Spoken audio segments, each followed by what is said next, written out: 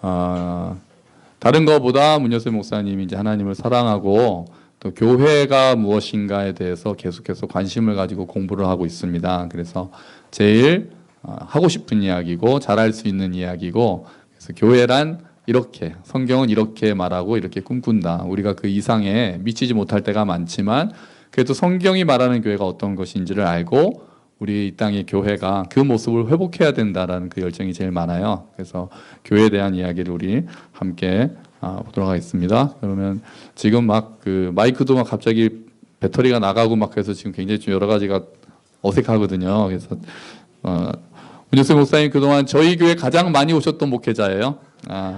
저기 그 어디죠? 메세나폴리스에 있을 때도 2번 왔고, 월천중학교에 있을 때도 한 2번 오고, 여기까지 이제 저희 교회 역사를 섭렵하신 분입니다.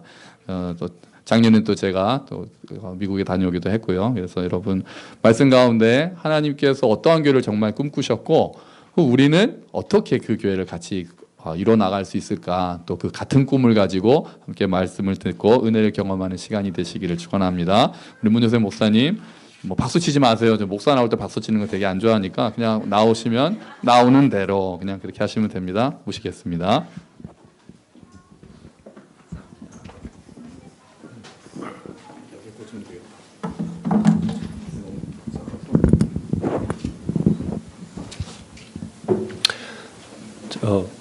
물 좀 갖다 주실 수 있어요? 설교할 때 물을 안 마시는데 찬양하다가 눈물이 나가지고 목이 메어서 물을 좀 마셔야 될 것 같아요. 여러분 반갑습니다. 저는 문요셉입니다. 제가 앞에 하려고 했던 얘기를 장kim 목사님 다 하셨는데요. 제가 이 함께 걷는 교회 참 좋아합니다. 여러 번 오기도 했었고요. 또 사랑하고 또 존경하는 장영기 목사님 인사드릴 겸 오기도 했었고, 제가 미국에서 유학을 아직까지 하고 있는데요. 한국에 올 때마다 꼭 교회에 왔었습니다. 또 목사님 개척하셨다고 그래서 또 궁금하기도 하고 또 응원도 하고 싶고 그런 마음으로 왔었는데요. 잠시만요. 진짜 말씀하신 대로 제가 함께 걷는 교회 성장하는 것과 함께 이렇게 온 것 같습니다. 또 예전에 그 합정역에서 그 어린이 극장 로비에서 의자 놓고 예배 드렸었잖아요. 그때도 제가 있었던 기억이 나고, 또 그 월천 중학교에서 예배 드릴 때도 또 이렇게 좋은 곳에서 이렇게 함께 예배 드리시는 모습 보니까 또 너무 좋습니다. 근데 제 마음이 이런데 여러분 마음은 어떠실까 그런 생각이 좀 들었습니다. 참 좋으시겠다. 참 저도 하나님께 너무 감사하고, 또 이렇게 앞으로 또 함께 걷는 교회를 통해서 일하실 또 하나님이 기대가 됩니다. 제가 함께 걷는 교회를 겨냥해서 만약에 제가 나중에 개척을 하면 함께 뛰는 교회로 하면 어떨까. 그리고 또 저희 친한 목사님이 개척을 하셨는데 이름이 미소교회예요. 하나님을 미소 짓게 하는 교회다. 그래서 저는 그래서 박장대소하며 함께 뛰는 교회 하면 어떨까 그런 생각도 해봤습니다. 저는 그 교회에 대해서 공부하고 있습니다. 교회가 교회지 뭐 공부할 게 있나라고 저한테 이렇게 말씀하시는 분도 실제로 계세요. 교회가 교회지 뭐 공부할 게 있나? 근데 그렇지 않습니다. 우리가 보는 많은 교회 안의 문제들, 그리고 또 교회 밖에서 교회를 보는 문제들이 우리가 교회를 잘 모르기 때문에 일어나는 일들이 대부분입니다. 우리 교회를 잘 모르기 때문에. 그렇기 때문에 우리는 그 성경이 말하는 교회가 어떤 모습이고 어떻게 그 모습을 우리가 구현해낼 수 있을지를 고민해야 합니다. 그렇게 될 때 하나님께서 원하셨던 교회를 통한 영광과 그 교회를 통한 거룩함과 그 순결함을 회복할 수 있습니다. 그것은 우리가 뭐 어떤 대단한 교회가 되는 것이 아니라 그냥 정상인 교회가 되는 거예요. 대단히 훌륭한 멋진 그런 교회가 되는 것이 아니라 성경이 말하는 정상적인 교회, 정상인 교회가 되는 것입니다. 정상인 교회와 비정상인 교회의 차이가 뭔지 아십니까? 정상인 교회는 있어야 할 것들은 있고 없어야 할 것들은 없고 없어도 상관없는 것들에 집착하지 않습니다. 있어야 할 것은 있고 없어야 할 것은 없는 것은 화개장터뿐만 아니라 교회가 그렇습니다. 있어야 할 것은 있고 없어야 할 것은 없고 없어도 상관없는 것에 집착하지 않습니다. 그럼 비정상인 교회는 반대입니다. 어떨까요? 있어야 할 것은 없고 없어야 할 것은 있고 없어도 상관없는 것에 집착하는 거예요. 그게 그렇게 집착을 해요. 크게 상관없는 것들에. 그중에 가장 중요한 것이 뭐냐? 그러니까 있어야 할 것들을 붙잡는 것입니다. 놓치지 않는 것이죠. 그 교회 이야기를 저희 오늘 좀 해보려고 합니다. 그래서 긴 시간은 아니지만 또 오늘 말씀 시간에 제가 이걸 다 나누면 저는 이걸 지금 10년째 공부하고 있는데 여러분에게 1시간 동안 설명한다면 그거밖에 할 말이 없다면 안 되겠죠. 짧지만 그래도 근본적인 것들, 기본적인 것들을 좀 한번 나눠보려고 하고요. 또 시간이 좀 모자라서 오후에도 함께 좀 나눠보려고 합니다. 어쩌면 다 아시는 이야기일 수도 있어요. 제가 그 자연기 목사님 그 설교를 다 챙겨 듣지는 않지만 평소에 대화를 많이 하기 때문에 장 목사님 어떤 교회에 대한 생각을 가지고 계시고 또 어떤 말씀을 증거하고 계시는지는 제가 알고 있습니다. 여러분이 이미 다 아는 이야기일 수도 있고 또 어떤 부분은 좀 새로운 이야기일 수도 있습니다. 그리고 혹시라도 말씀을 들으시면서 또 우리가 잘하고 있구나 라고 생각할 수도 있고 조금 더 우리가 좀 변하면 좋겠다라는 생각이 들 수도 있습니다. 그것에 대해서 우리가 좀 같이 고민해보는 시간이었으면 좋겠습니다. 여러분, 세상 사람들이 보는 교회는 좀 이상합니다. 너무 자주 모이고요. 그리고 또 눈을 감고 뭐라고 이렇게 중얼중얼 거리고 또 막 그러다가 막 울고 막 그러죠. 또 지루하고 긴 설교를 모여갖고 막 듣습니다. 그리고 믿지 않는 사람들이 듣기에는 이게 오그라드는 노래를 막 하죠. 막 사랑해요 막 이러고. 예. 그리고 또 돈을 갖다가 교회에다 버립니다. 제가 5살 때 교회를 갔다 왔는데 저희 할머니가 저를 부르셨어요. 요셉아, 오늘 교회 가서 뭐 배웠니? 이렇게 물어보셨어요. 5살 때. 근데 제가 뭐라고 그랬는지 아십니까? 몰라요. 돈만 벌었어요. 그랬대요. 5살 때. 제 안에 성령이 없었던 거죠. 믿음이 없었던 것입니다. 사실 믿음이 없으면 교회가 비정상으로 보이는 것이 당연합니다. 왜냐하면 우리 안에 성령이 없으면 이해할 수 없는 일들이 교회에 많기 때문입니다. 우리 안에 성령이 없으면 이해할 수 없는 일들. 교회를 정상으로 만드는 꼭 있어야 하는 것들, 어떤 것들이 있을까요? 어디서 우리가 그걸 찾을 수 있을까요? 그것은 우리가 바로 하나님의 말씀인 이 성경에서 찾을 수가 있습니다. 하나님이 우리에게 어떤 교회를 세우게 하셨고 그분이 어떤 교회를 원하셨고 우리가 어떻게 순종하며 나아가야 되는지의 모습이 이 성경에 나와 있습니다. 성경에 나오는 교회의 시작, 언제인지 아십니까? 성경에 나온 교회의 시작은 그 사도행전 2장에서 시작됩니다. 성령 강림 사건 이후에 시작됩니다.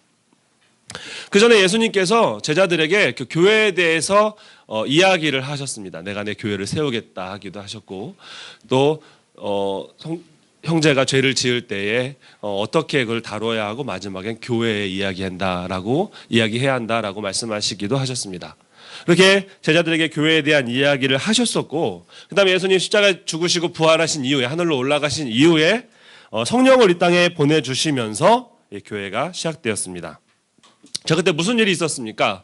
제자들이 그 오순절 다락방에 모여갖고 막 오순절 날 다락방에 모여서 기도하고 있었습니다. 약 120명이 되는 그런 제자들이.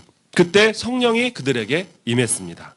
오늘 함께 읽은 본문 좀 앞에 보면요. 2장 2절 3절에 이렇게 얘기합니다. 성령이 강한 바람과 함께 불의 혀같이 이 안에서 강한 바람과 함께 불의 혀같이 그곳에 모인 사람들에게 임했다고 했습니다. 근데 중요한 게 뭐냐면요. 그 성령이 불의 혀같이 한 사람 한 사람에게 각자 임했다 이렇게 이야기합니다. 우리 잠깐 볼까요? 우리 2장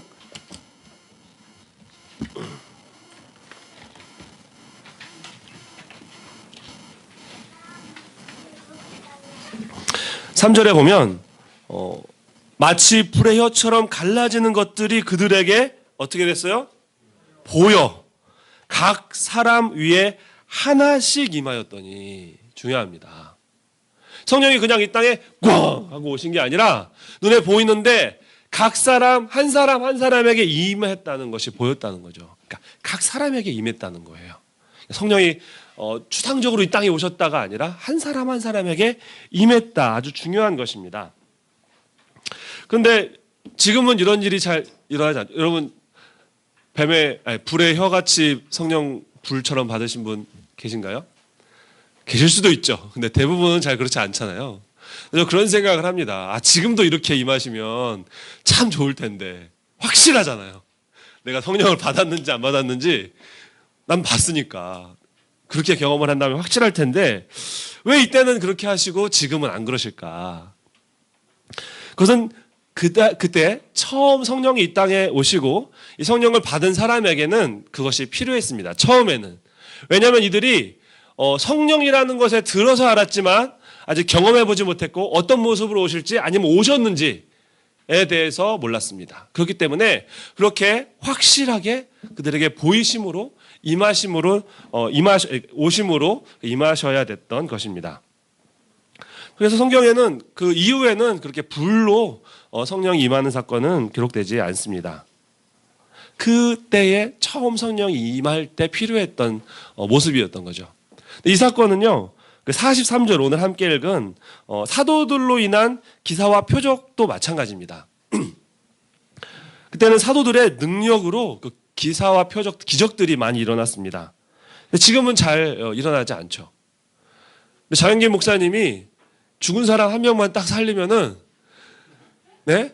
뭐, 함께 걷는 교회, 함께 버스 타고 여러 대 타고 같이 가는 교회 되는 거 시간 문제지 않겠습니까?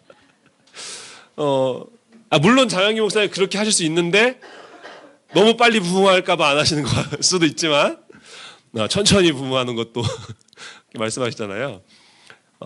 근데 그런 일이 잘 일어나지 않죠. 왜일까요? 간단합니다.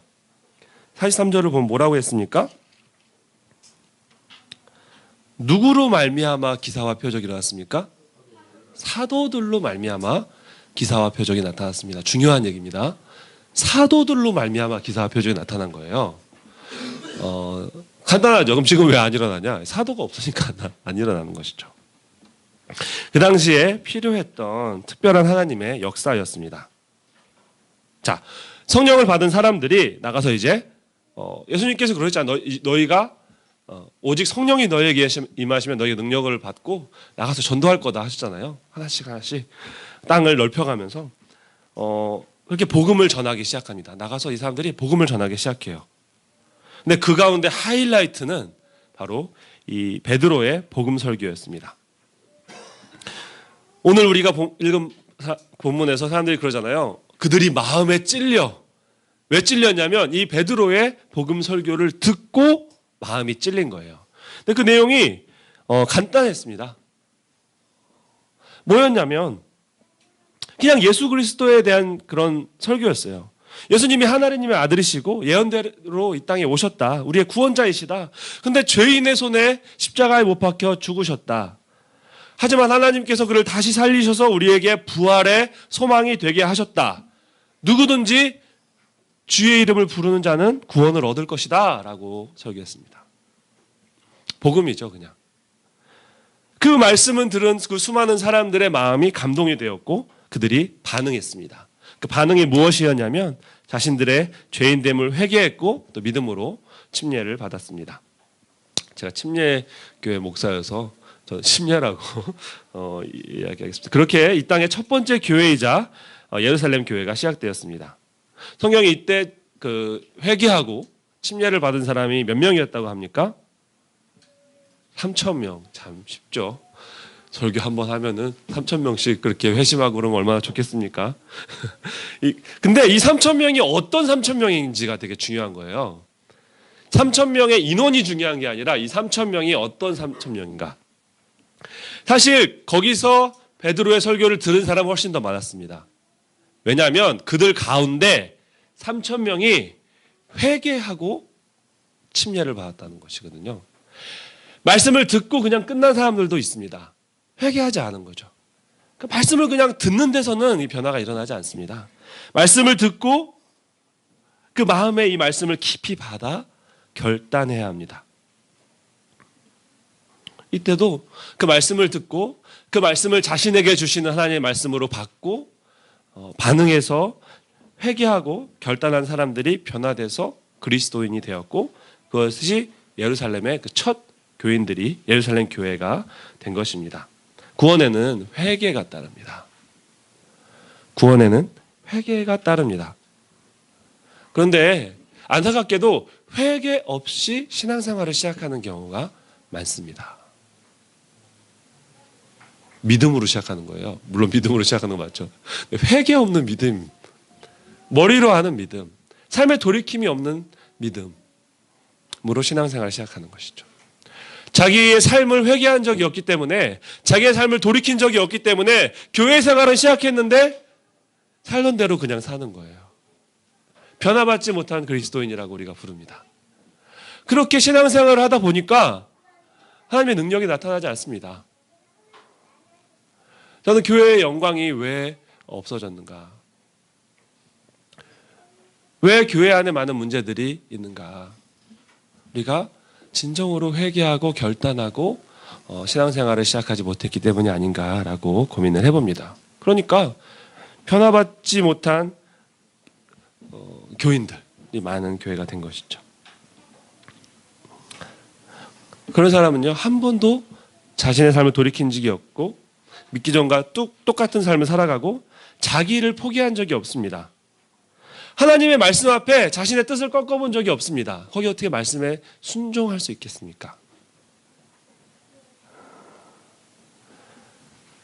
그렇게 변화받지 못한 사람들이 많다는 것입니다.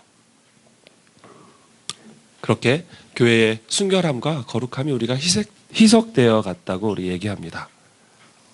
그렇게 성령의 임재와 함께 말씀의 선포를 통한 사람들의 회개와 결단으로 처음 예루살렘 교회가 시작되었습니다. 처음 교회 뭐가 있었죠? 복음 선포가 있었고, 회개가 있었고, 침례가 있었고, 성령의 임재가 있었습니다. 그것이 이제 시작이자 기본이 된 것입니다. 자, 그렇게 시작된 교회가 어떤 모습이었는지를 42절부터 47절까지 설명하고 있습니다. 42절에 요약해서 이야기하고요. 43절부터 47절에 이것을 좀 더 자세하게 설명합니다. 42절 다시 한번 볼까요? 제가 읽겠습니다. 그들이 사도의 가르침을 받아 서로 교제하고 떡을 떼며 오르지 기도하기를 힘쓰니라. 근데 이것을 좀 잘 살펴볼 필요가 있는 구절입니다. 영어 성경만 봐도 그렇지만 원어로 보면요, 이 주동사, 이 문장에서 제일 중요한 동사가 뭐냐면 힘쓰니라입니다. 힘쓰니라. 그게 무슨 말이냐면요, 그들이 힘쓰니라. 그럼 뭘 힘썼냐? 그들이 힘썼다는 게 뭐예요? 계속해서 애썼다는 뜻입니다. 힘썼다.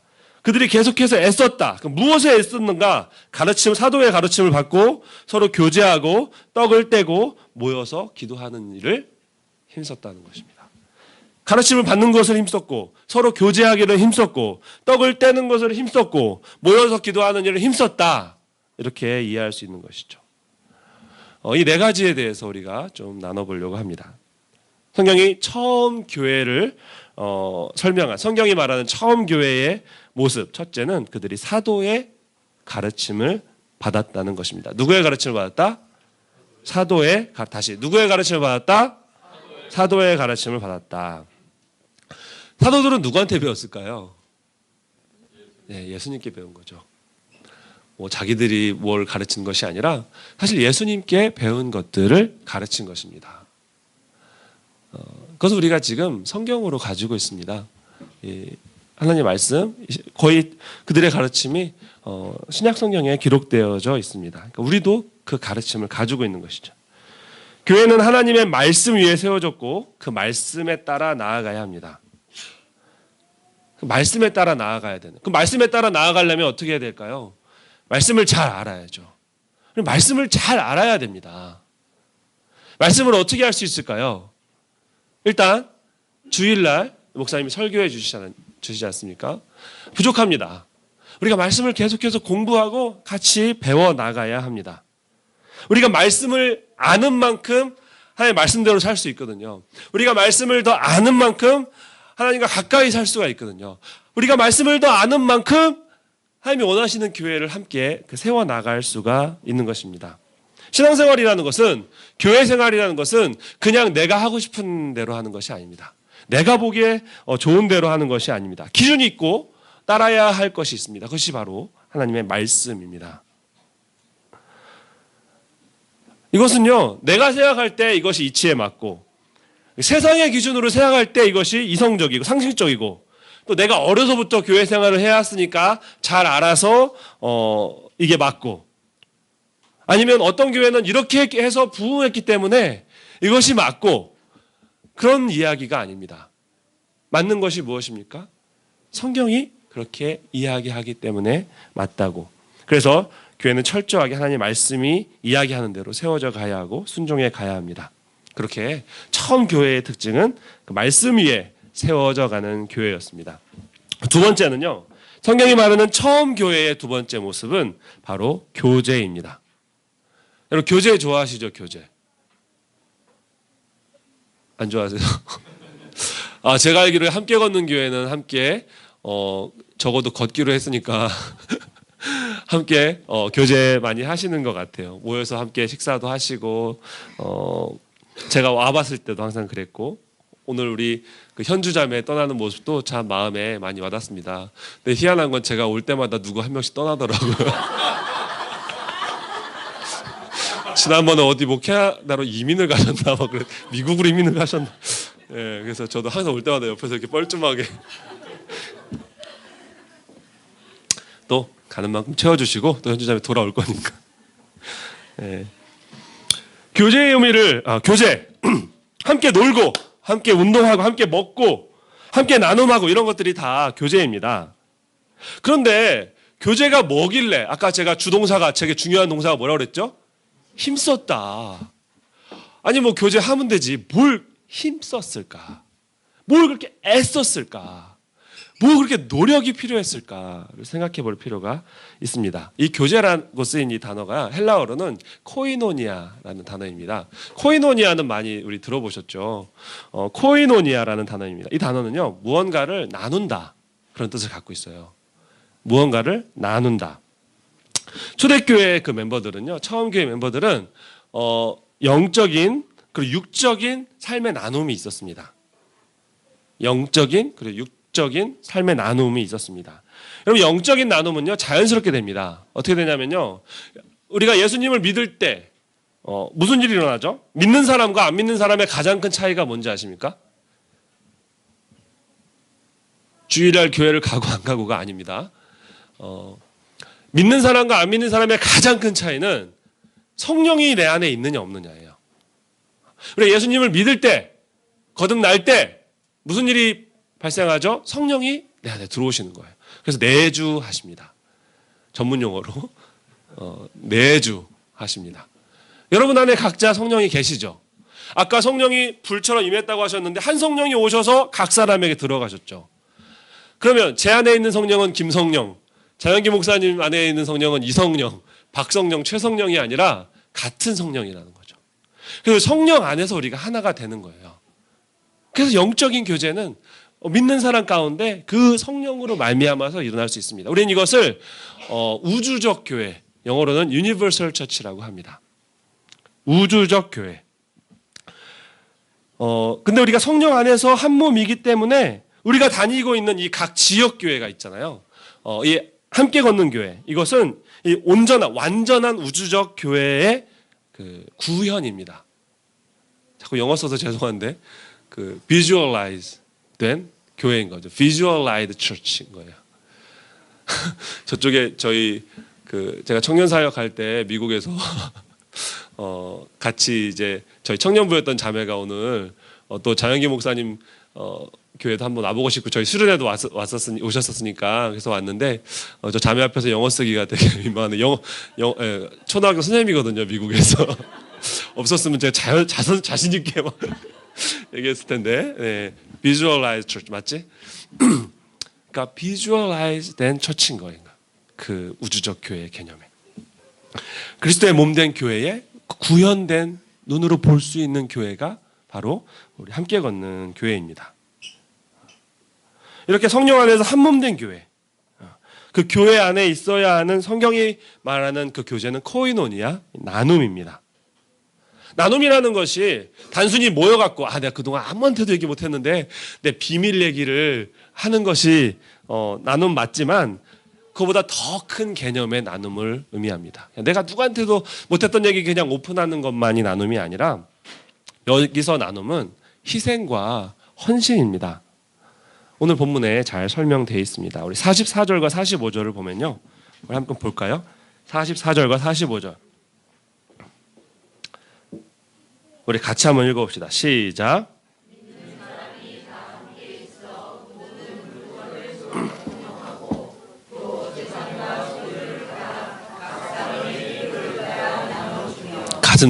가슴 떨리는 일이죠.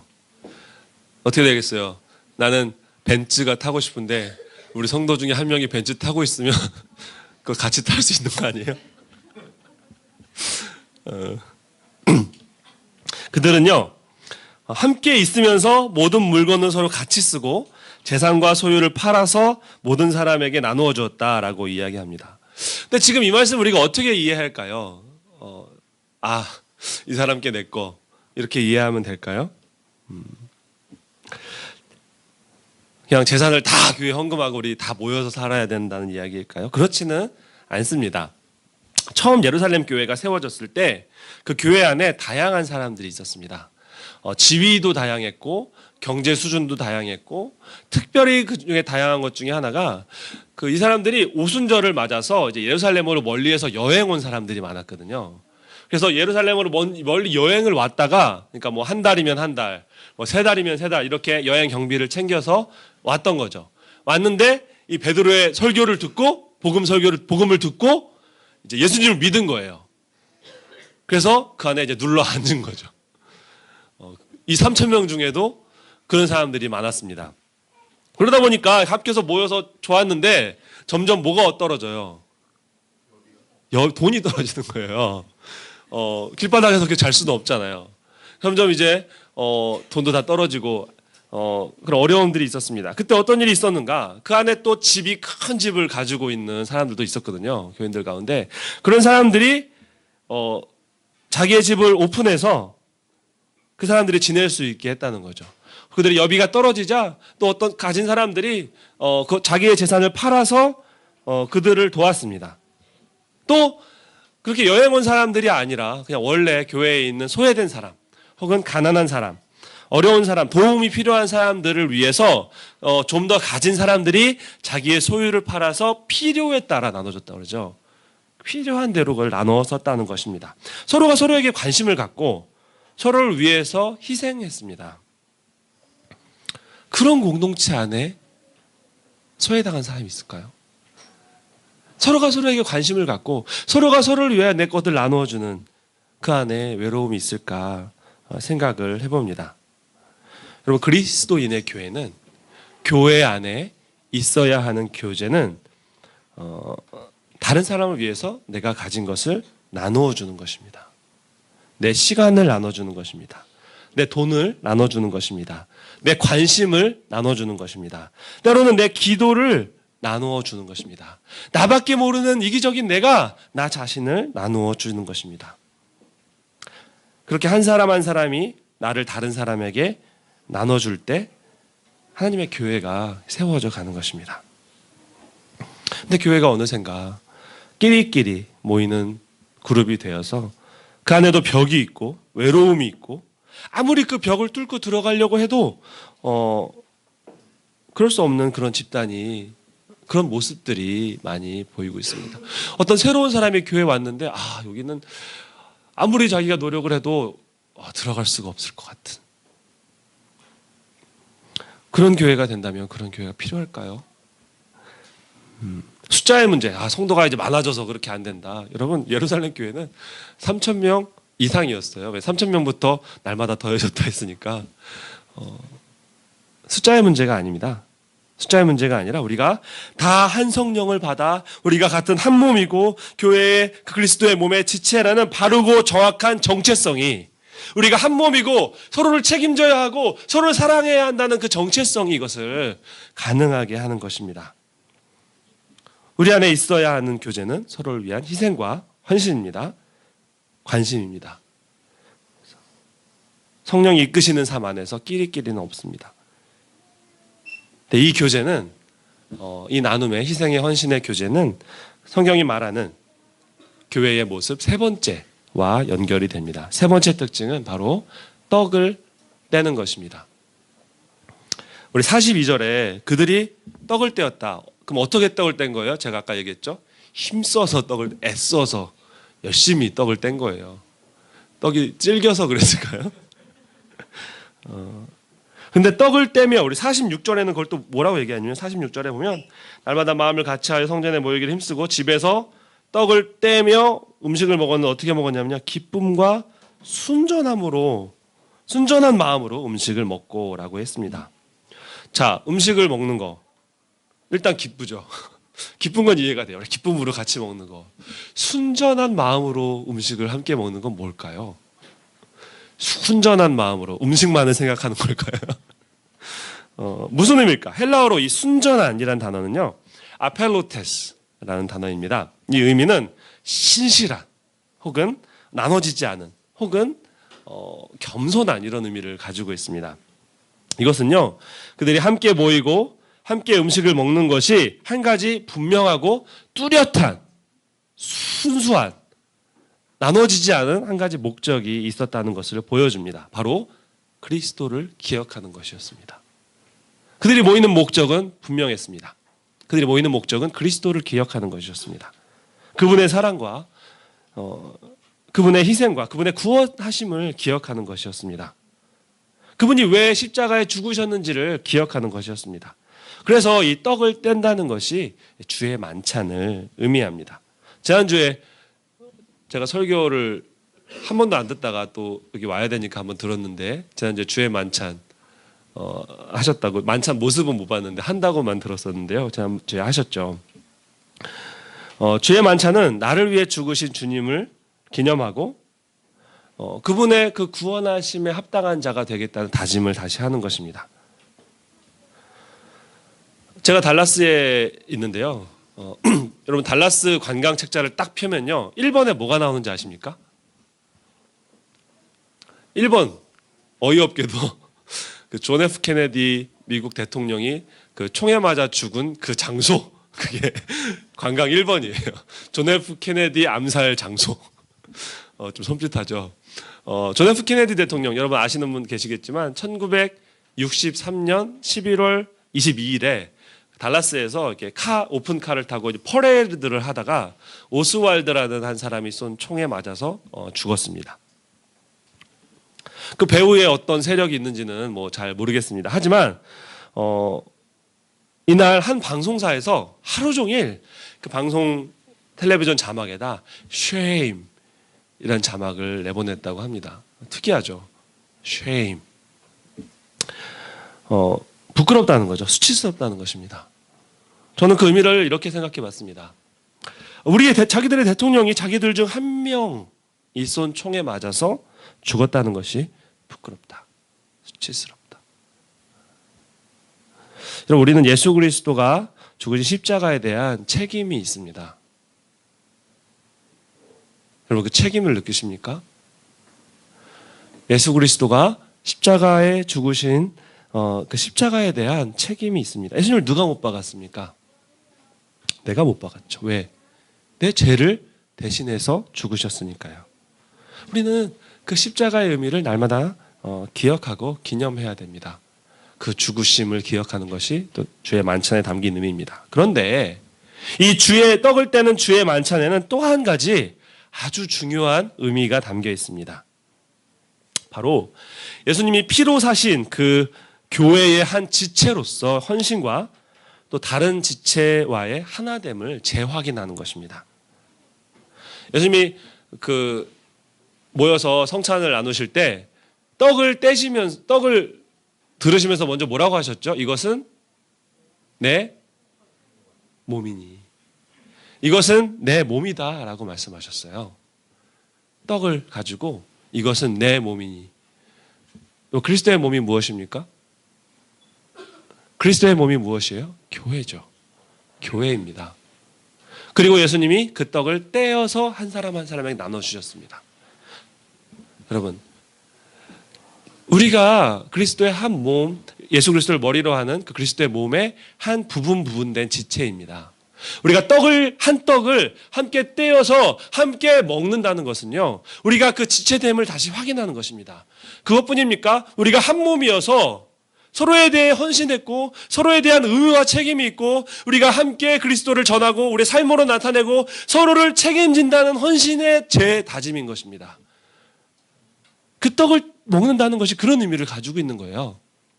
그냥 나만의 죄, 나를 위해 구원하신 나에게 생명 주신 주님 감사하지만 거기서 끝나는 것이 아니라 그것을 위해서 예수님이 왜 교회를 피로 사셨는가? 왜 예수님이 죽으셨는가? 우리를 하나 되게 하시고 그리스도의 온전한 몸을 세우기 위해서. 그곳에 우리가 한 지체되었다. 서로에게 한 몸이 되어서 우리가 그 한 몸을 나눈 자들이다라는 것을 재확인하는 것입니다. 같이 떡을 떼는 이 사람과 나는 한 몸이어서 내가 이 옆 사람을 위하여서 헌신하고 또 세워주면서 온전한 그리스도의 몸을 세워나가겠다는 거 다짐하는 것입니다. 이 사람을 끝까지 사랑하고 책임지겠다는 결단을 재확인하는 것입니다. 주의 만찬에 예수님의 가르침이 그대로 담겨 있습니다. 예수님의 가르침이 무엇이었습니까? 주 너의 하나님을 사랑하고 또 누굴 사랑하라고요? 내 이웃을 어떻게? 내 몸과 같이 사랑하라. 내 이웃을 내 몸과 같이 사랑할 수 있죠. 왜요? 왜요? 한 몸이니까. 사랑할 수 있습니다. 내 몸처럼 사랑할 수 있습니다. 그분은 가장 큰 사랑은 형제를 위하여 내 목숨을 내어주는 것이 가장 큰 사랑이라고 말씀하셨습니다. 그리고 그렇게 말씀만 하신 것이 아니라 그렇게 보여주셨죠. 자기의 목숨을 버려서 형제된 우리를 구원하심으로, 우리를 위하여 목숨을 버리심으로 그 사랑을 직접 보여주셨습니다. 우리는 그런 예수님을 사랑하고 또 직접 보여주신 내 옆에 있는 이웃, 나의 형제, 나의 자매를 내 몸과 같이 사랑해야 합니다. 여러분 기억하십시오. 나를 위해서 내 옆 사람을 주셨고 내 옆 사람을 위해서 나를 주셨습니다. 나를 위해서 지금 내 옆에 앉아있는 우리 함께 예배하는 이 형제, 이 자매를 주셨고 이 형제, 이 자매를 위해서 나를 주셨다는 것입니다. 기억하십시오. 우리 주의 만찬을 대할 때마다, 우리 먹고 마실 때마다 우리는 그것을 기억해야 합니다. 예수님이 오시는 그날까지 우리는 계속해서 해나가야 합니다. 그래서 이 주의 만찬을 주님이 교회에 주신 것입니다. 교회에. 자, 첫 번째 사도의 가르침을 받고 두 번째 교제했고, 네, 하지만 이 교제는 희생과 헌신, 나눔의 교제였다고 말씀드렸습니다. 세 번째는 떡을 떼었다. 네 번째, 성경이 말하는 처음 교회의 네 번째 모습은 바로 예배입니다. 성경은 그들이 성전에 모이기를 힘쓰고 하나님을 찬미하고 함께 기도하기를 힘썼다고 이야기합니다. 42절에 보면요, 오로지 기도하기를 힘쓰니라 이렇게 얘기했는데요. 이 기도가 원어로 보면요 복수로 쓰였습니다. 복수. 특이한 거였죠. 그들이 모여서 기도를 한 번 한 게 아니라 반복을 의미하는 거예요. 계속해서 기도했다는 거죠. 무엇을 의미할까요? 계속해서 모였다는 것입니다. 모이기를 힘썼다는 것. 한 번에 그친 것이, 한 번 모여서 기도한 것이 아니라 그 기도가, 그들의 모임이, 그들이 예배가 반복적이고 그것을 위해 그들이 애썼다는 것입니다. 모이기를 힘써야 합니다. 그분을 생각하면서 모이기를 힘써야 합니다. 함께 모인다는 것은 그리스도인들에게 큰 의미가 있습니다. 미국에 한참 뜨고 있는 교회가 있는데요. 바로 여러분 들으시면은 에이 설마 하실지도 모르겠지만 인터넷 처치라는 게 있습니다. 인터넷 처치. 뭔지 아십니까? 인터넷 처치. 그러니까 인터넷으로 예배를 드려요. 모이지 않습니다. 그래서 다른 주에 있는 사람들도 같이 이렇게 인터넷으로 실황으로 예배를 드리는 거죠. 뭐 예배당도 필요 없죠. 편리할 것 같지 않습니까?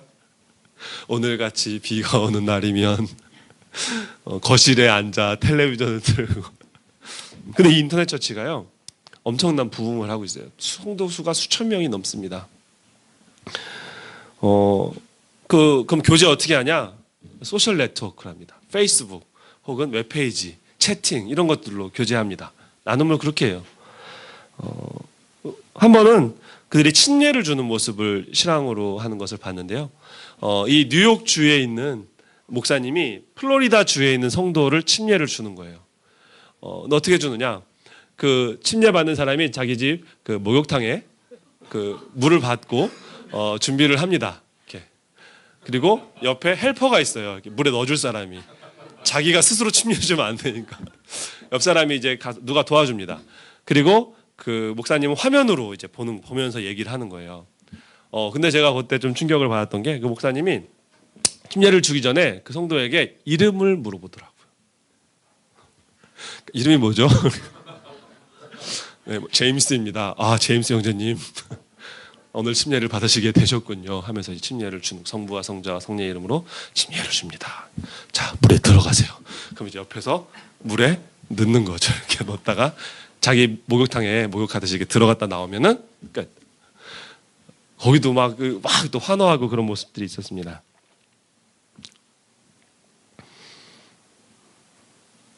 참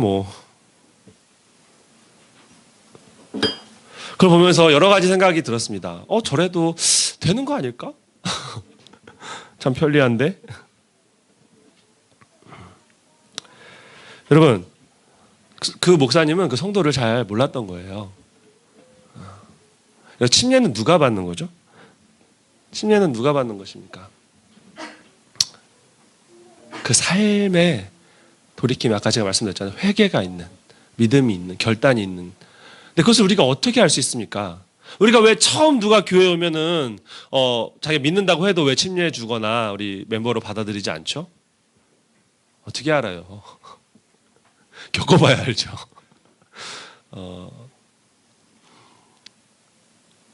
그 인터넷 그 타이핑하는 그 화면 너머에 그 사람이 어떤 삶을 사는지 어떻게 합니까?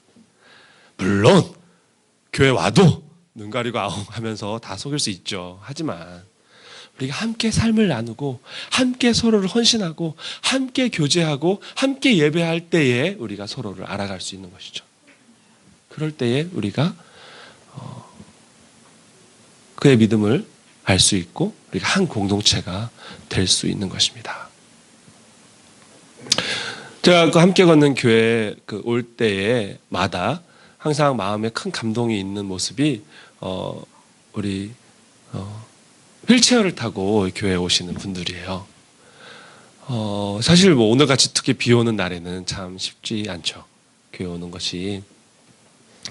근데 그게 참 감동이 되는 것은 이분들이 이 한 몸된 교회를 사랑하고 함께 모여 예배하고 함께 교제하기 위해 오신다는 거예요. 어쩌면 그 누구보다 그 의미를 실제의 모습으로 보여주시는 분들이 아닌가. 두 분이 계시다고 꼭 그런 얘기 하셨다는 게 아니라요. 처음에 제가 합정에 왔을 때부터 제가 그런 감동이 있었습니다. 여러분, 그리스도인은 함께 모여 함께 예배하는 사람들입니다. 그것이 한 몸이죠. 우리가 한 몸을 어떻게 확인합니까? 함께 모여서 함께 하나님을 찬미하고 함께 기도하는 예배의 공동체. 그것이 교회입니다. 여러분, 처음 교회는요, 믿지 않은 사람들도 좋아했습니다. 우리 47절 한번 볼까요? 우리 함께 읽겠습니다. 시작. 하나님을 찬미하며 또 온 백성에게 칭송을 받으니 주께서 구원받는 사람을 날마다 더하게 하시니라. 온 백성에게 칭송을 받았다. 가슴 뛰는 일 아닙니까? 온 백성에게 칭송을 받았다. 요즘 어때요? 온 백성에게 지탄을 받지 않으면 다행이죠. 한 청년이 미국에서 제가 청년부 사역, 사실 얼마 전에 제가 그 청년부 사역을 이제 공부를 마무리하느라 사임했거든요. 근데 거기 이제 새가족반을 하는데 한 청년이 이런 얘기를 했습니다. 이 청년이 교회를 태어나서 처음 이제 미국에 와본 거예요. 한국에는 주일날 할 게 많잖아요. 텔레비전도 저는 채널을 돌릴 때마다 뭘 봐야 될지 몰라서 계속 채널을 돌리고 있는데요. 너무나 즐겁고 재밌는 일들이 많죠. 주일날 할 수 있는. 근데 저희 달라스만 그런지 몰라도 달라스는 할 게 없어요. 그럼 어딜 갈까요? 주일날? 밥을 먹으러 교회를 가는 거예요. 혹은 친구를 만나러. 혹은 할 게 없으니까 한 번쯤은 와봅니다. 교회에. 한국 같으면 한 번도 안 가봤을 사람도 어떻게 와요? 그러면 이제 오면은 이제 새가족반을 해야 되니까 새가족반을 이렇게 합니다. 그러면은 이제 이야기를 물어보죠. 뭐 형제님 뭐 교회 가보셨어요? 아, 안 가봤다고. 그러면서 이제 새가족 교육을 좀 하고, 근데 그분 형제가 이런 얘기를 했습니다. 자기가 한국에 있을 때는 교회 가면 큰일 나는 줄 알았대요. 교회는 되게 이상한 곳이어갖고 큰일 나는 줄 알았다는 거예요. 근데 이게 여기 와가지고 새가족반 하면서 교회가 무엇인지, 그리고 또 교회 다닌다는 게 어떤 의미고 신앙생활이라는 게 어떤 것인지에서 들어보니까 그 생각보다 이상하지 않다는 거예요. 자기가 생각했던 그런 무서운 곳은 아니더라, 이런 얘기를 했습니다. 너무 웃겼는데요. 그러니까 교회 가면 큰일 나는 줄 알았다는 그 말이 너무 웃기면서 씁쓸했습니다. 여러분, 사람들이 교회를 왜 안 좋아한다고 생각하시나요? 교회에 다닌 사람들은 꽉 막히고 답답하고 오로지 말씀밖에 모르고 거기서 벗어난 대로 안 된다고 하고 막 그러니까 그럴까요? 여러분, 반대입니다. 그 반대예요. 말씀대로 살지 않기 때문이에요. 말씀대로 사는 게 무엇입니까? 말씀대로 사는 게 무엇이에요? 희생하고 헌신하고 내 삶을 드리는 것이죠. 우리가 말씀대로 살지 않기 때문에 그 사람들도 그것이 예수 그리스도의 가르침이라는 거 압니다. 예수님이 사랑하라고 하셨던 거 다 알아요. 뭐 구체적으로 교회가 어떤 모습 이런 건 잘 모르지만 예수님이 사랑하라고 하신 거 다 알아요. 근데 그들이 사랑하는 모습을 못 보니까 이상한 집단 같은 것이죠. 그들이 사랑은 어떤 사랑일까 생각하는 것이죠. 우리가 서로 사랑할 때, 우리가 서로를 자신의 몸처럼 돌봐줄 때에 예수님 뭐라고 하십니까? 그때서야 비로소 사람들이 너희가 내 제자인 줄 알리라 하셨습니다. 우리 안에 그런 참된 모습들이 있을 때 내 제자인 줄 알리라, 그렇게 말씀하셨습니다. 교인의 삶은 이 말씀을 삶으로 살아내는 삶입니다. 교인의 삶은 이 말씀을 내 삶으로 살아내는 삶입니다. 그때의 교회의 성장은 하나님께서 만들어 가셨습니다. 어떤 프로그램이 아니라, 어떤 이벤트가 아니라, 어떤 훈련이 아니라 우리가 참된 성경이 말하는 하나님의 말씀에 순종하는 그런 교회 자체가 될 때, 내가 그런 교회가 될 때, 교회와 나를 분리하지 않고 내가 그 교회, 그 예수 그리스도의 몸이 되어갈 때, 온전한 몸을 세우기 위해 노력할 때 하나님께서 구원받는 자를 날마다 더해 주셨습니다. 그것이 교회입니다. 우리가 그런 모습을, 그것이 바로 우리가 회복해야 하는 교회의 모습입니다. 그 모습이 함께 걷는 교회 성도님 한 사람 한 사람들의 나눔과 그 삶을 통해서 회복되지고 구현되어지기를 주님의 이름으로 축복합니다. 네, 같이 기도하겠습니다. 사랑하는 하나님, 우리의 삶은 얼마나 주님을 이해하고 얼마나 하나님의 말씀을 알고 또 그 말씀에 또 순종해 가고 있는지를 고민해 봅니다. 우리가 교회를 안다고 생각하고 또 말씀을 안다고 생각하고 내가 바르게 살고 있다고 생각하면서 정말 주님이 원하셨던 모습에서 우리가 얼마나 멀어졌는지에 대해서는 혹시 관심이 없지는 않았는지, 내 삶에 진정한 말씀에 순종함이 있었는지, 내 삶에 진정한 교제, 내 이웃, 우리 함께 교인데 우리 함께 걷는 교회 성도들을 생각함이 있었는지, 내 삶을 드림이 있었는지, 내 시간과 내 물질과 내가 가진 것들과 그들을 위한 기도와 내 삶의 나눠줌이 있었는지, 떡을 떼며 그 헌신을 다짐함이 있었는지, 그리고 함께 예배하기를 힘쓰며 서로 사랑함이 있었는지를 날마다 고민하면서 주님이 원하시는 온전한 교회를 세워나가는 교회, 또 저와 함께 걷는 성도님 한 사람 한 사람이 될 수 있도록 주님 인도하여 주시옵소서. 앞으로 이루어 가실 주님을 기대합니다. 감사하며 예수님 이름으로 기도했습니다. 아멘.